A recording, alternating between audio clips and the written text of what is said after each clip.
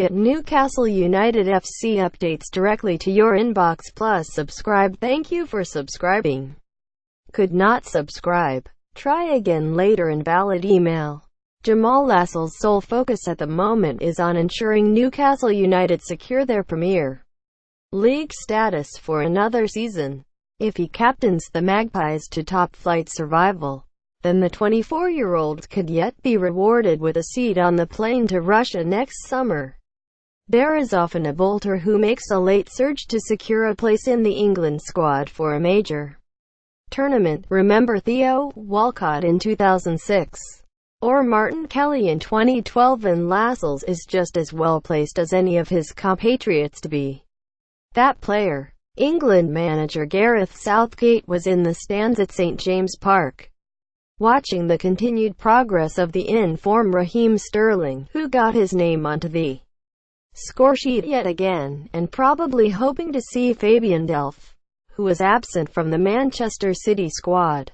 Jonjo Shelvey, who can offer something unique to England's midfield, was full of industry but was not afforded the platform from which to display his skills.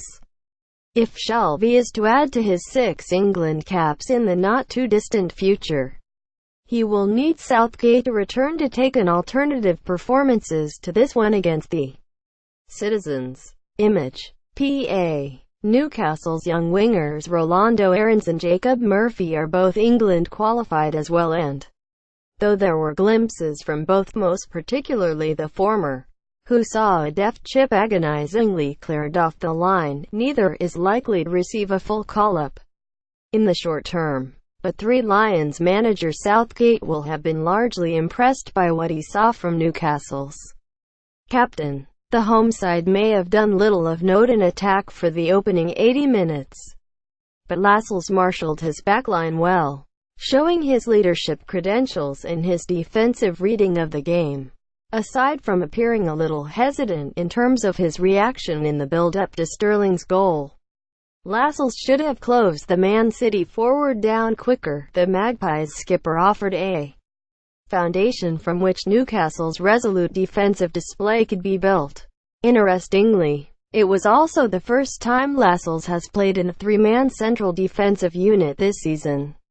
With Benitez reverting to the 5-4-1 formation he first fielded at Stamford Bridge, Lascelles initially played in the middle of the back three, where his positioning and defensive work was sound, and from where he could best lead his side, even if he did not offer the ball-playing presence usually desired from such a role, before shifting to right centre-back when Mikel Merino was introduced in the 77th minute.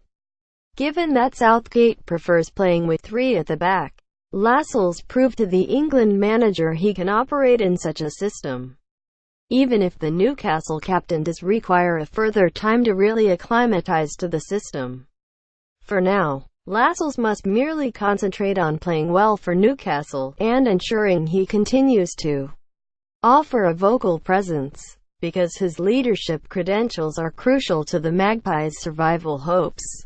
He is far from the finished article at Premier League level, but he is improving with every passing match. Given the dearth of England qualified centre-backs playing consistently well in the Premier League at the moment, Lascelles cannot be too far away from the national team picture now. Even if he is still a little unpolished, he could yet be that late bolter.